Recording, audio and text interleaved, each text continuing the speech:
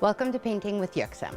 Today I'm going to be painting a starscape with a tree in silhouette. So I'm going to be showing you what brushes to use, what techniques and colors, when, and I think I'll give you some tips and tricks for how to get the desired effect. So let's get started. So I use acrylic paints, so I add water in order to extend the life of the paint and also to be able to spread it better on there. So even though it's a nightscape, I'm going to start right with my white because I want to do a little bit of a galaxy look in the bottom of my canvas. So I have a little bit of color, but that's okay. So here's the white that's going to give me my surface that I can blend on. Without washing my brush, I'm going to go right into a little bit of the magenta, and on the outside edges of that white, I'm going to start adding that color into the white.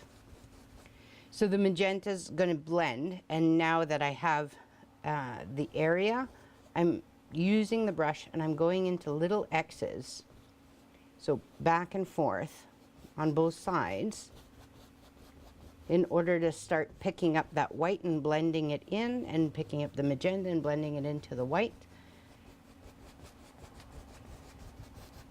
to get the beginning of that galaxy look there. I'm going to wash off a bit of my brush and I'm going to go into the purple, and I'm going to do the same thing. I'm going to start with the same strokes over the magenta and just spreading that paint. So as you can see, because I'm doing that crisscross motion, it's not just an horizontal or vertical, and then that'll give you a nicer blended effect when you're painting. So I've washed off most of the paint, and I'm going to come in and over that white, I'm going to start blending with the cleaner brush. And it's okay to get rid of that white because now you have that lighter area. And I'm going to start blending it outwards so that I have the magenta and the purple and the white all creating a really nice blended effect. If I have some darker areas like up here, that's not a problem because the sky isn't just a definite space or shape that I want. Now that I have my colors down, I'm going to go and get some of the dark blue, and I'm going to go and add that to the outside once again.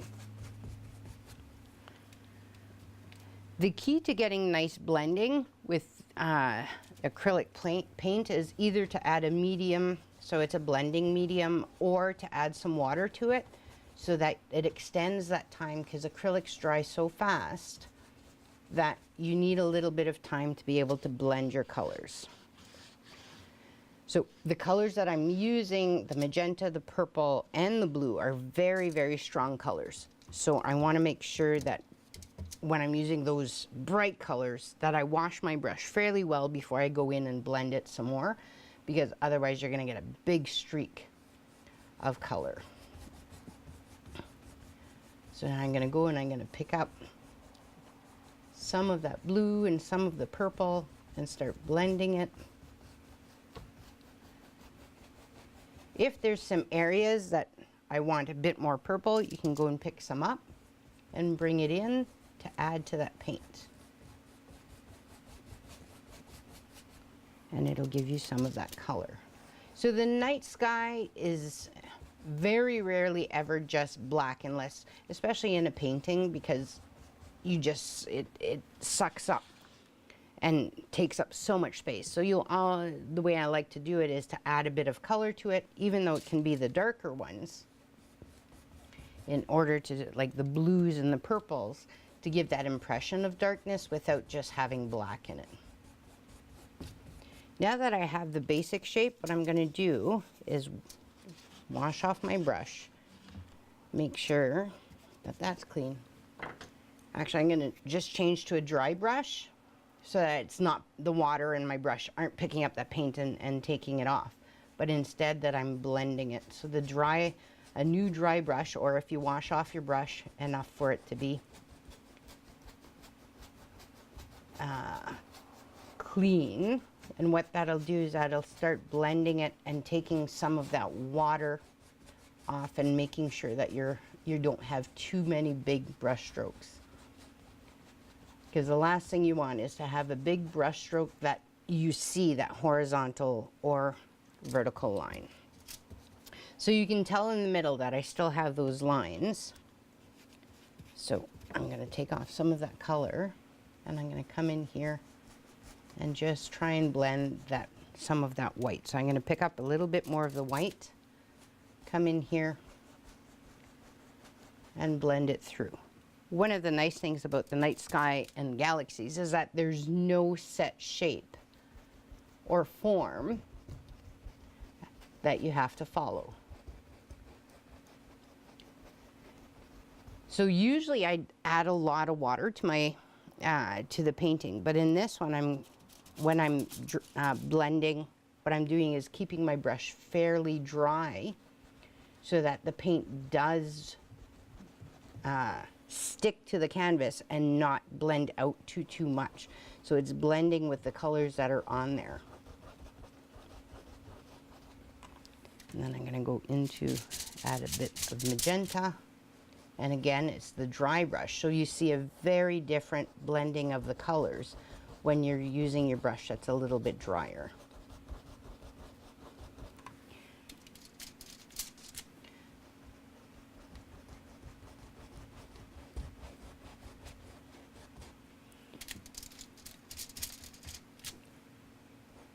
Get some of that magenta back in the purple because it just blended away a bit.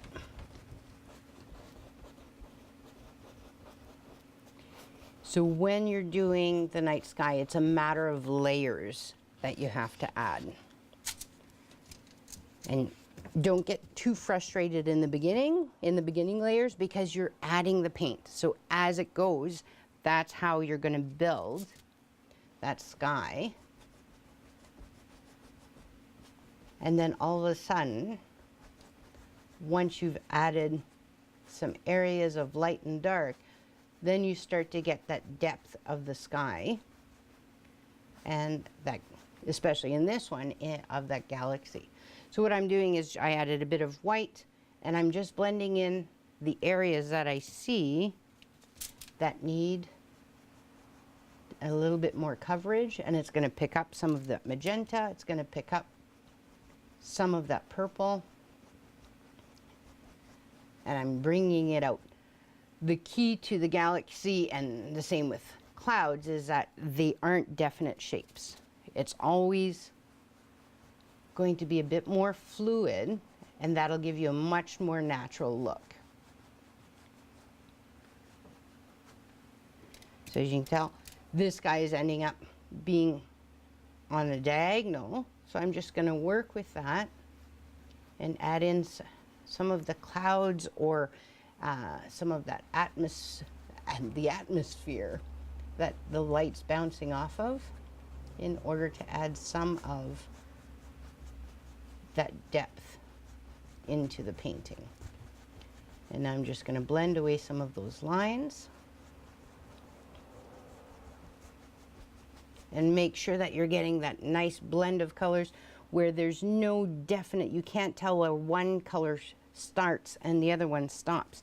And if you can, and you're seeing some areas that have some really big blotches, I would say, or distinct colors, you can come in, add a bit of paint, and blend it out.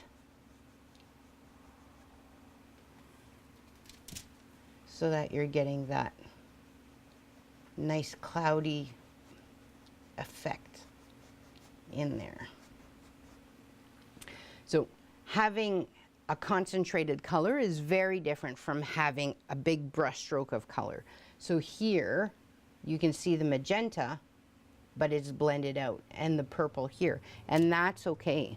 especially for this night sky, because then that's what gives it a little bit more character into what you really are looking for in getting, because the sky is so vast and it's very hard to paint, so you have to start adding elements to it to really get the impression. So now that I'm liking the middle, I'm going to start blending it out with a bit of that darker blue.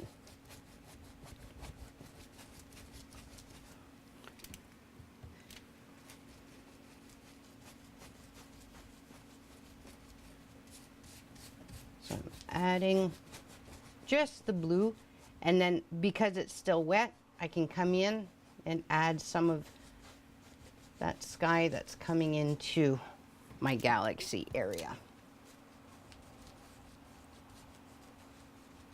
In the corners, what I want to do is give that impression of depth.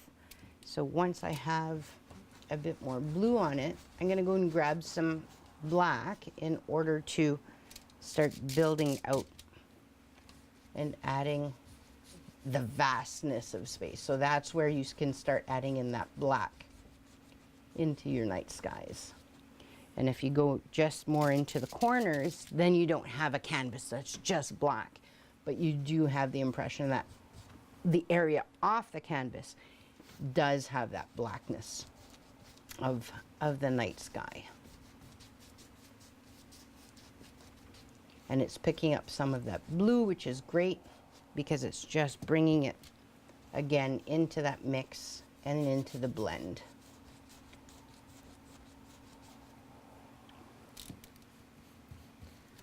Grab the blue down on this side, always adding a little bit of water now just to make sure that I get the coverage onto the canvas. And now that my color's all there, I'm going to make sure that I'm blending in, that I don't have those big lines showing up.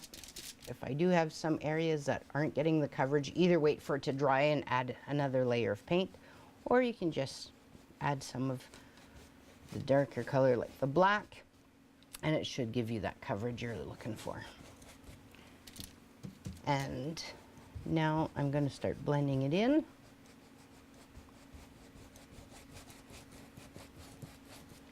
And get a bit more black down in the corner here. There, that's not looking too bad.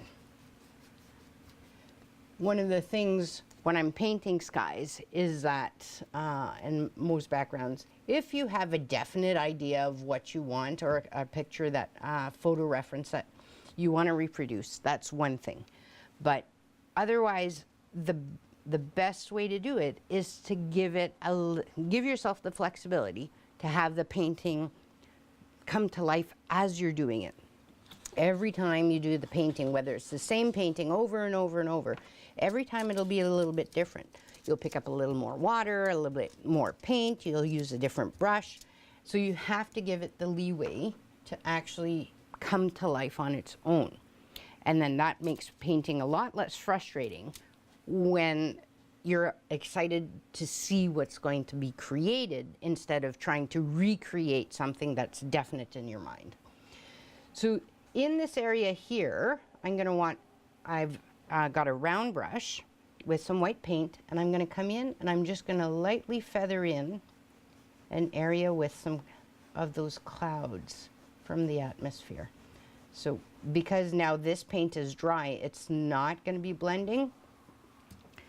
And that's where I want the white to come in and pick up just some of those areas where I want to break up the color and make it look like there's some of the clouds in the atmosphere that are showing through, but at the same time bringing all of the focus into the middle, because that's where the color is.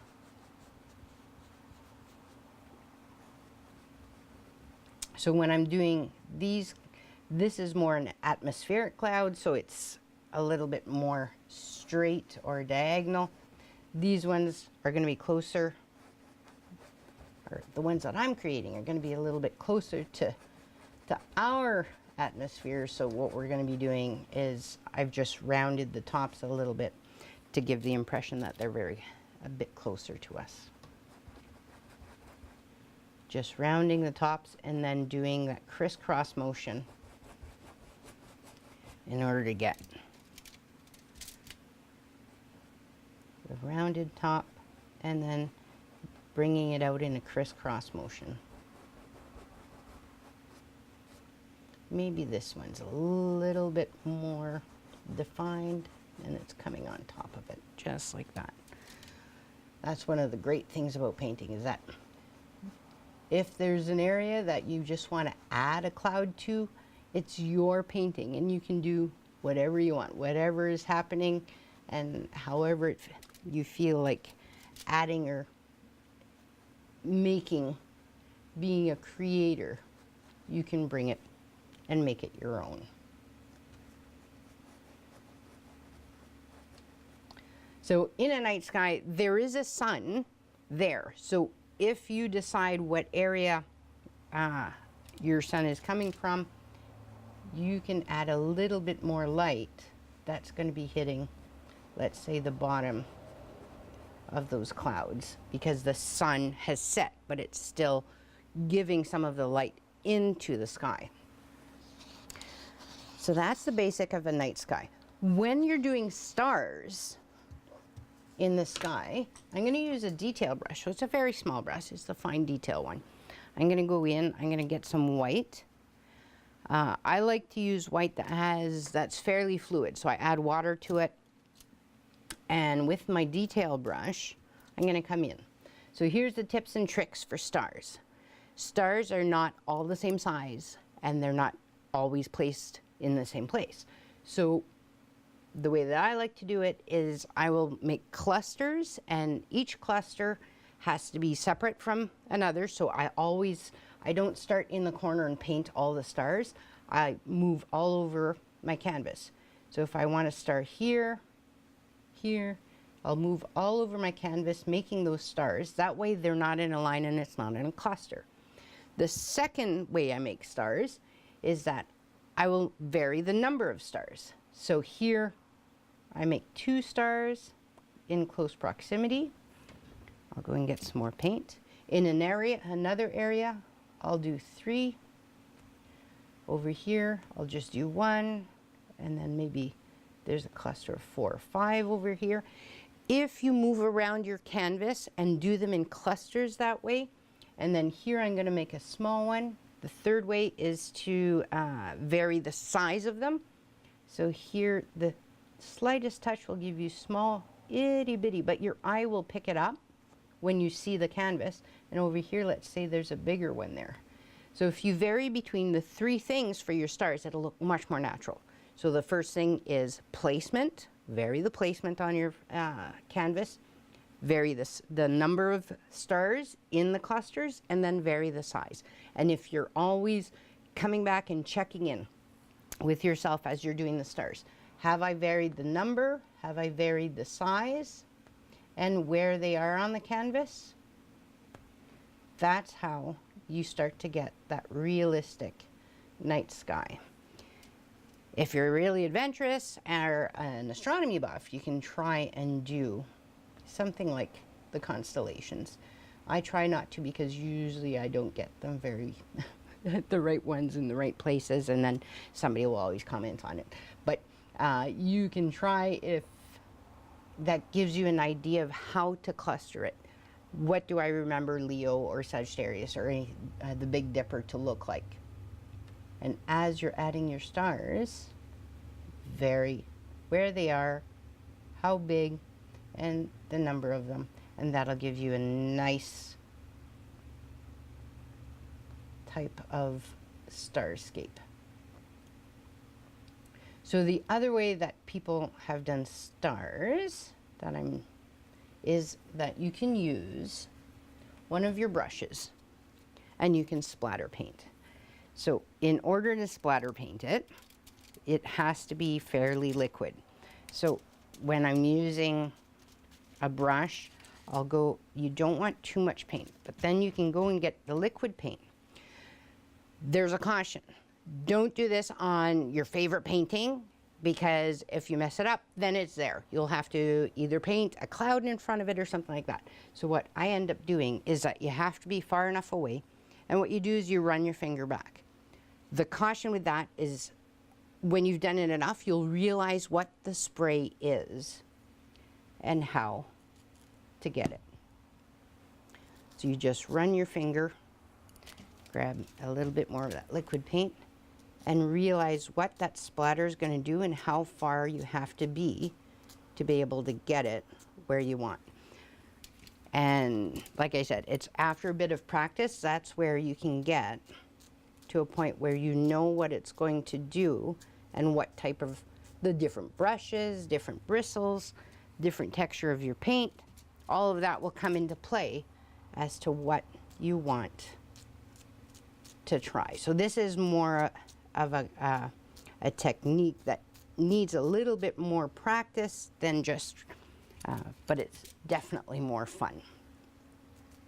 So right in the middle of my Milky Way, or my galaxy here, is where I want that little splatter of stars.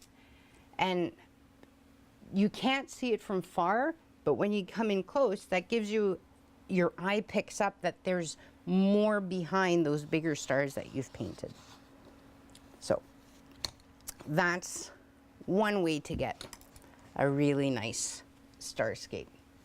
So now we're going to finish it up because we have that background and stuff. So I'm going to go in with my bigger brush. I'm going to go get some of that black, and I'm going to fill in the bottom of my canvas. And then I'll show you how to paint a quick silhouette of a tree.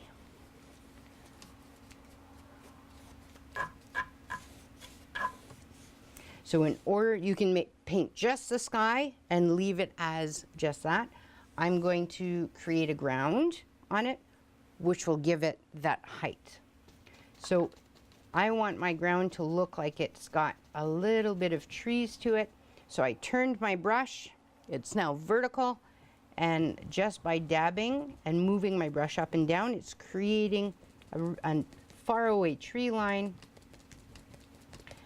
that you can see, but it's not prominent.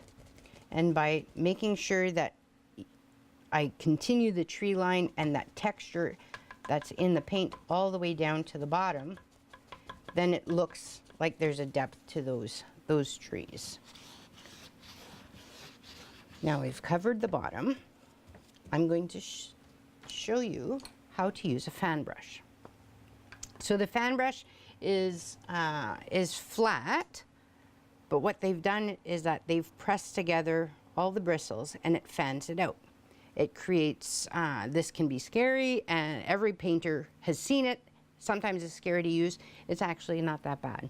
What I like to do is get it wet and get some paint on it. The key is that this is something that you have to practice and find out what it can do. So now that I have paint all on it, I'm going to be bold and adventurous, and right down here, I've turned my fan brush to the side, and I'm going to use the side of it to paint a trunk. And then I'm going to come in, get some more paint on it.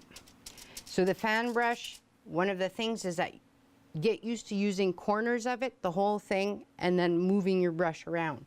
So by just using a corner, I can come in, and by dabbing, you can see how if I dab, it actually gives me a shape versus just a line with the other one. So I'm using a corner and I'm just dabbing. And as I get further down the tree, I want those branches to be a bit bigger and to have a bit more definition. So then I'm going to use a bit more of that brush. So I'm moving back and forth onto my trunk, because trees are not only on one side and the other. Trees have branches and the needles and the clumps and the clusters in front of it and in back of it. So remember that you have to go over the trunk in order to get that natural looking tree. In some areas, I'm just going right back into using the corner, which will give me those smaller shapes without having to go in with a detail brush and figure out all of those shapes. Here's going to be a branch that's hanging down.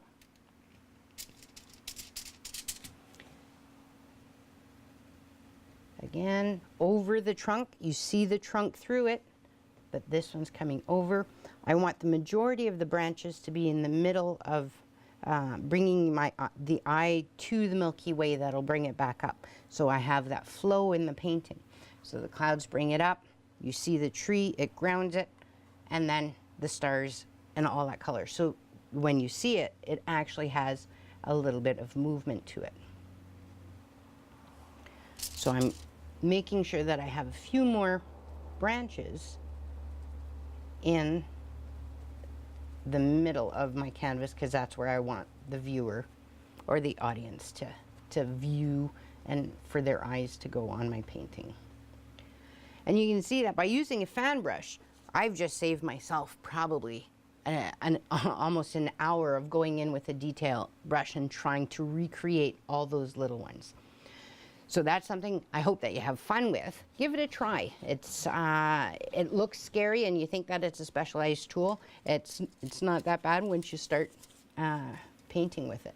So the last thing I'm going to do on this one is, now that I have the majority of it, now I can come in with my detail brush, go pick up some of that black paint, and where I want it to be a bit more outlined, I can come in and create a branch if I want. Remember, it's that near the top of the tree, it's fairly small. And as you get down near the bottom, those branches have been growing for a long time, so they're a lot thicker. So they will have a lot more substance to them, so your line should be a lot thicker. I'm going to make my trunk a little bit bigger down here. Add another branch. This looks like it had a little hole here, so we're going to make sure that a little clump of the jack pine lives over here. And it doesn't all have to be attached, because some of those branches are going to be so small that from a distance you won't see it. And just like that, we have the star sky and a bit of a pine tree for you to try. So thank you for painting with me. I hope that it's inspired your creativity and that it's taken a little bit of the fear out of painting.